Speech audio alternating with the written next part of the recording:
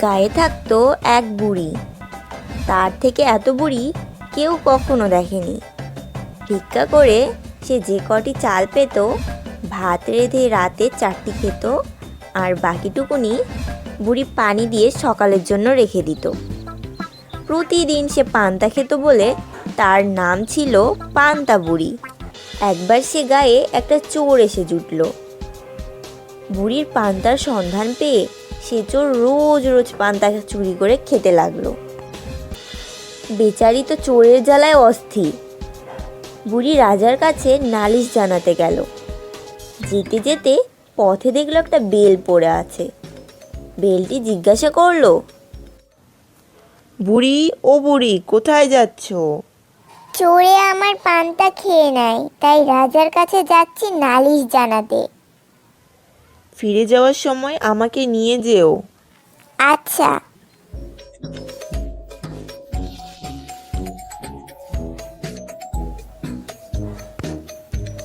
কিছু দূর গিয়ে বুড়ি দেখলো একটা মাছ। সেই মাছ বুড়িকে বলল, বুড়ি ও বুড়ি, কোথায় যাচ্ছ? চোরে আমার পান্তা খেয়ে নেয়, তাই রাজার কাছে যাচ্ছি নালিশ জানাতে। ফিরে যাওয়ার সময় আমাকে নিয়ে যেও। আচ্ছা ঠিক আছে, থাকো তুমি।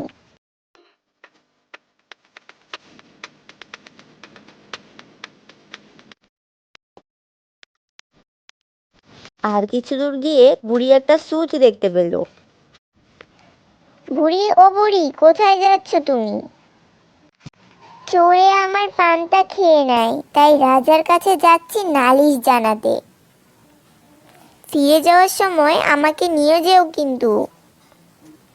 আচ্ছা ঠিক আছে, থাকো তুমি।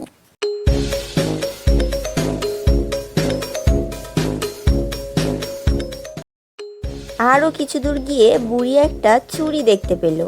ছুরিটি জিজ্ঞাসা করলো, বুড়ি বুড়ি, কোথায় যাচ্ছ?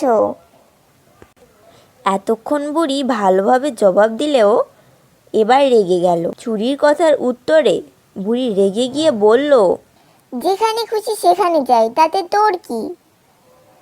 আহা, রাগ করো কেন? একটা কথা বলি, বাড়িতে যাওয়ার সময় আমাকে নিয়ে যেও।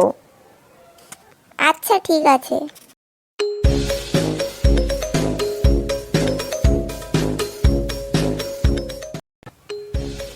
শেষে রাজবাড়ির কাছাকাছি গিয়ে দেখল পুকুর ধারে একটা কুমির আছে। কুমিরটি বলল, বুড়ি কোথায় যাচ্ছ? বুড়ির মেজাজ তো তখন একবারে গরম হয়ে গেল। তোর কি, যেখানে খুশি সেখানে যাচ্ছি, জমের বাড়ি যাচ্ছি, তুই যাবি? বাপরে বাপ, বুড়ি তো পুরাই আগুন। বলছিলাম কি, বাড়িতে যাওয়ার সময় আমাকে নিয়ে যেও। আচ্ছা ঠিক আছে।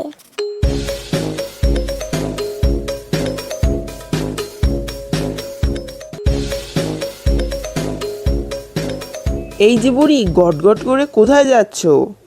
রাজামশাইয়ের অনুমতি ছাড়া প্রবেশ নিষেধ। আমি যাচ্ছি রাজামশাইয়ের কাছে নালিশ জানাতে।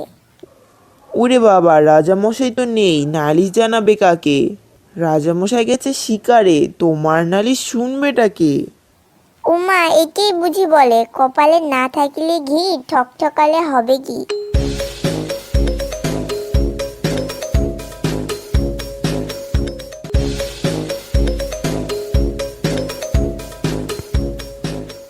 এরপর বুড়ি ঠক ঠক ঠক ঠক করে চলল। বুড়ির মনে না আছে আনন্দ, না আছে খুশি। তবে বাড়ি ফেরার সময় বুড়ি সেই কুমির, ছুরি, সূচ, মাছ ও বেলকে বাড়িতে নিয়ে এলো।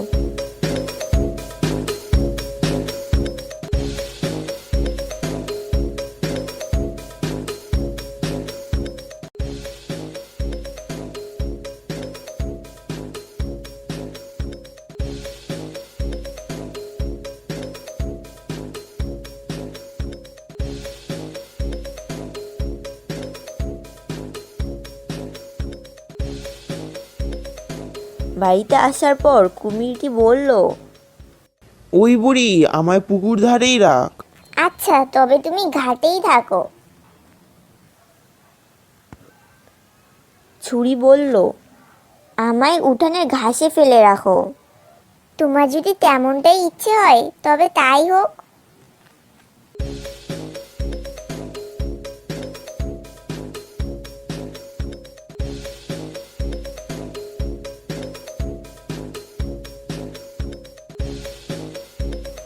এবার আমাকেও রেখে দাও। তোমাকে আবার কোথায় রাখি বলো তো? আমাকে তুমি উনুনের ভিতর রাখো। দেখে দেখে তোমার ওই জায়গায় পছন্দ হলো, তাহলে থাকো এখানে।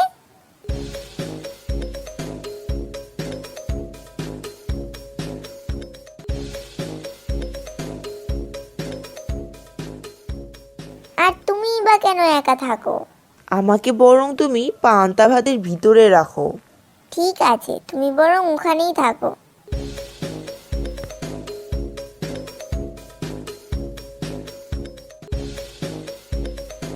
যার যেমন ইচ্ছা সেখানে রেখে বুড়ি রাতে ঘুমিয়ে পড়ল। এমন সময় চোর এসে পড়ল। সে যেই পান্তার হাঁড়িতে হাত দিয়েছে অমনি ওরে বাবা, ও কি ভাতের হাঁড়িতে? ও কি আমার হাতটাকে একবারে ফুটো করে রেখে দিল? ওরে বাবা রে, গেলুম রে। ওরে বাবা, আমার হাতটা টন টন করছে। যাই যাই, একটু আগুনে হাতটা সেকে নেই। এসো না এসো, এমন তাতাবো আর কিছু হাতাতে পারবে না কখনো। এ বাবা রে বাবা, কি সর্বনাশ রে! কি ফাটলো এত জোরে? না, আজ মনে হচ্ছে এখানে কিছু সুবিধা করতে পারবো না। এবার এখান থেকে মানে মানে কেটে পড়ি। ওরে বাবারে, চোখে কিছু দেখতে পাচ্ছি না। দূর, দেখাশোনা ছেড়ে দিয়ে দৌড় মারি।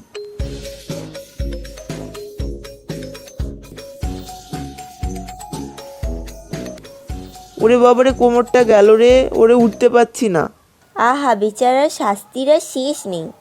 যেই দেওয়াল ধরে উঠতে যাবে অমনি সূচ বেঁধে রক্তারক্তি। মরে গেলুম রে, হাতটা ফুটো হয়ে গেল। এই যে একটা সুচ। না, উঠান দিয়ে পালাতে হবে। এসো না এসো, আমিও তোমায় একবারে কেটে ফাঁক করে দিব।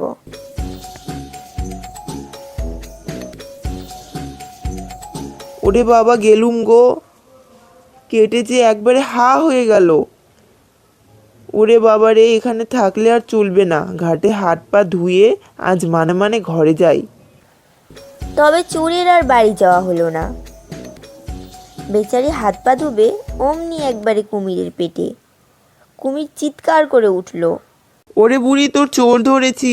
ওই বুড়ি, তোর চোর ধরেছি, তাড়াতাড়ি আয়, তাড়াতাড়ি আয়। কুমিরের চিৎকার সে কি ভয়ানক! বুড়ি তো ধরপড় করে উঠে পড়ল। তারপর লোকজন ডেকে চোরকে রাজার কাছে হাজির করলো।